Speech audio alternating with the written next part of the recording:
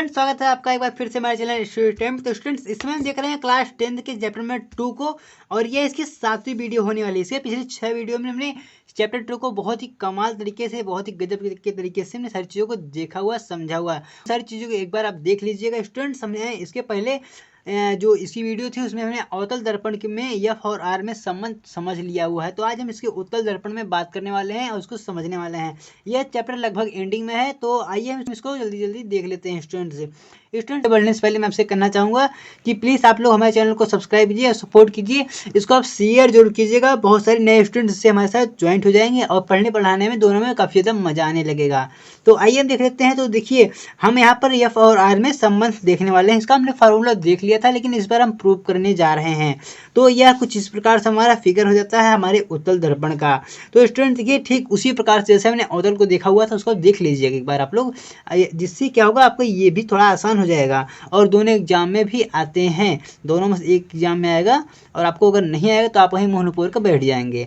तो देखिए, एक प्रकाश किरण ए बी आती है, ठीक है, ये ऐसे आती है, और आने के पश्चात ये हमेशा तरफ इसका परावर्तन कुछ इधर की तरफ हो जाता है, ठीक है, कुछ इधर की तरफ ये हो जाता है। जब प्रकाश किरण कोई आई उत्तल दर्पण से ये टकराएगी और कुछ इधर की तरफ इसका परावर्तन हो जाता है। ठीक है स्टूडेंट, इतना आपको मैटर समझ में आ रहा होगा। लेकिन जब इसको हम पीछे की तरफ इसको हम बढ़ाते हैं, यह आपका मुख्य अक्ष है, जब पीछे तरफ इसको हम बढ़ाते हैं तो हम क्या देखते हैं, यह इसके एफ वाले बिंदु पर यह मिलती हुई हमें प्रतीत होती है। यह उत्तल दर्पण है स्टूडेंट, तो यहाँ पर प्रतीत होगी, ठीक है, ऐसा हमें दिखाई देगा कि प्रतीत हो रही है। और उसके बाद हमने लंब के बारे में भी देखा। जब कोई प्रकाश किरण ऐसे आती है और उसका जो परावर्तन होता है तो उसके बीच में एक लंब होता है। तो जब हम लंब को मिलाते हैं तो यह इसके सी पे कहीं में मिलती हुई दिखाई देती है। तो कुछ इस प्रकार से हमारा फिगर यहाँ पर निकल के आ जाता है। यहाँ पे आपका पी बिंदु हो जाता है, और इसका नाम हम रख देते हैं इसके द्वारा का M2 M1। तो अब हमने जैसे जैसे सारी चीज़ों को किया है उसको हमको लिख भी देना होगा ठीक उसी प्रकार से। तो सबसे पहले हम क्या लिखेंगे कि माना, तो स्टूडेंट्स हमने यहाँ पर क्या लिखा, माना एक उत्तल दर्पण, माना एक उत्तल दर्पण। आप यहाँ फिगर को देखते चलिए साथ साथ में। M1 M2, ये आपका M1 M2 एक आपका ये फिगर हो जाता है। ये आपका उत्तल दर्पण है जिसका ध्रुव P है, जिसका जो ध्रुव है यह क्या है, P है, यह इसका ध्रुव हो जाता है। फोकस F है, ये इसका फोकस, इसको हम कैपिटल से लिखेंगे, स्मॉल से जो लिखते हैं उसे फोकस दूरी कहते हैं, यहाँ से यहाँ की भी इसकी दूरी।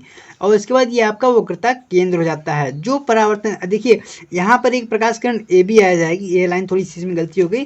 तो एक प्रकाश किरण ए बी आती है और वह इस तल से टकराने के पश्चात, तल से टकराने की वजह से उसका परावर्तन हो जाता है, उसका परावर्तन हो जाता है, और वह डी की तरफ वह चली जाती है, परावर्तित होती है, डी की तरफ वो चली जाती है।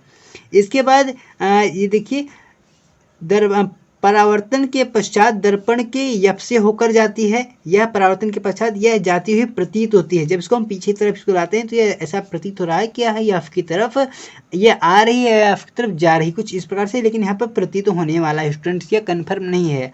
उसके बाद दर्पण के बी बिंदु को, इस बी वाले बिंदु को, ये जो आपका सी बिंदु है, जब इसको हम मिलाएंगे और मिलाकर इसको हम यहाँ कहीं एन वाले पॉइंट पे, इस एन वाले पॉइंट पे इसको ले जाएंगे, यह इसका अभिलंब हो जाता है। यह यहाँ हमने लिखा है, हमने एक अभिलंब खींचा जिसे एन तक बढ़ाया है। ठीक है स्टूडेंट्स, कुछ इस प्रकार से हो जाता है। तो अब बारी आ जाती है हमें इसको प्रूव करने के बाद आखिर इसमें संबंध एफ और आर कहाँ से हो रहा है, एफ और आर में आखिर इसमें संबंध कहाँ से हो रहा है। तो स्टूडेंट सबसे पहले एक बार हम फिगर को फिर से ड्रॉ कर लेंगे। तो स्टूडेंट्स कुछ इस प्रकार से हमने रफली एक फिगर बना लिया जिसको हम देख कर यहाँ पर इस सवाल को हल करने वाले हैं। तो देखिए, सबसे पहले हम क्या देखते हैं, सबसे पहले हम देखेंगे त्रिभुज ए बी और एन में, यानी हम इस त्रिभुज में, आप एक बार सारी चीज़ों को ध्यान में रखिए चलिएगा।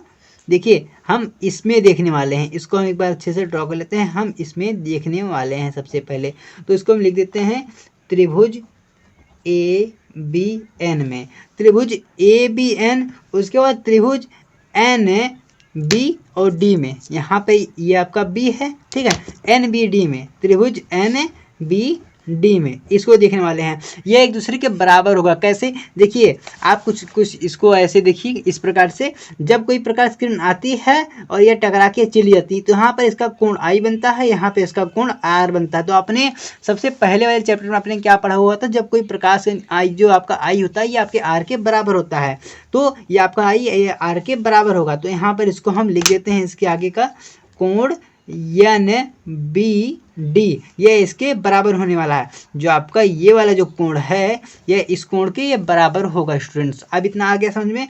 अब फिर हम देखते हैं आपके कोण ए बी एन में, फिर से ए बी एन में, इसके बाद इसके दूसरा कोण आपका कौन सा आपका आ जाता है? F, F C B, F है ये आपका एफ हो गया, और ये आपका सी, और ये आपका बी, एफ बी सी। ये कुछ इस प्रकार से, इसको आप कुछ इस प्रकार से, यानी ये वाला कोण और ये सामने वाला कोण ये आपका संगत कोण हो गया स्टूडेंट्स। ये जो आपका ये वाला कोण और ये इसके सामने वाला कोण ये आपका संगत कोण हो गया। इसको देखिए, कोण आपका एफ सी बी ये आपका संगत कोण हो गया, संगत कोण के आगे अंतर्गत आ गया स्टूडेंट्स। इसके बाद अब हम इसके आगे देखते हैं, ये आपका समीकरण नंबर, इसको आप 1 मान लीजिए, इसको आप 2 मान लीजिएगा। ये आपका समीकरण नंबर 1, ये आपका समीकरण नंबर 2 हो जाता है। तो समीकरण नंबर 1 और 2 से हम क्या देखते हैं? यह दोनों तो ये आपस में ये बराबर ही हैं, वही चीज़ है।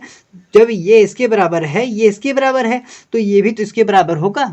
ये आपका ये वाला है इसके बराबर होगा। तो इसको हम ऐसे लिख सकते हैं, A B D equal to कोण एफ सी बी, इसको लिख सकते हैं। लेकिन स्टूडेंट्स हम क्या देखते हैं आपके एन बी डी में, एक बार आप इसको देखिए एन बी डी, उसके बाद हम क्या देखते हैं एफ, या ये देखिए एफ बी सी में, इसको देखते हैं। लेकिन इसके कुछ शीर्षक में कोड भी दिख रहे हैं, जैसे सी बी एफ। अगर इसको हम ऐसे कर दें, ये इसमें देखिए ये कोण अगर हम इधर से इसको अगर मिलाएं तो आपका शीर्षाभिमुख में कोण हो जाता है। तो इसको हम ऐसे भी इसको लिख सकते हैं, ये आपके कोण सी बी एफ, अगर इसको हम ऐसे लिखें तो ये आपके शीर्षाभिमुख कोण आ जाता है, शीर्षाभिमुख कोण आ जाता है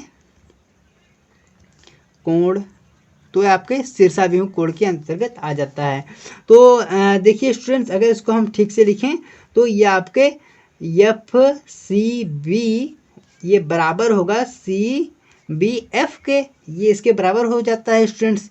ये वाला इसके बराबर हो जाता है, ये वाला इसके बराबर हो जाता है, क्योंकि हमने यहाँ पर देखा ये वाला इसके बराबर था, ये इसके बराबर था, तो ये भी इसके बराबर होगा स्टूडेंट्स।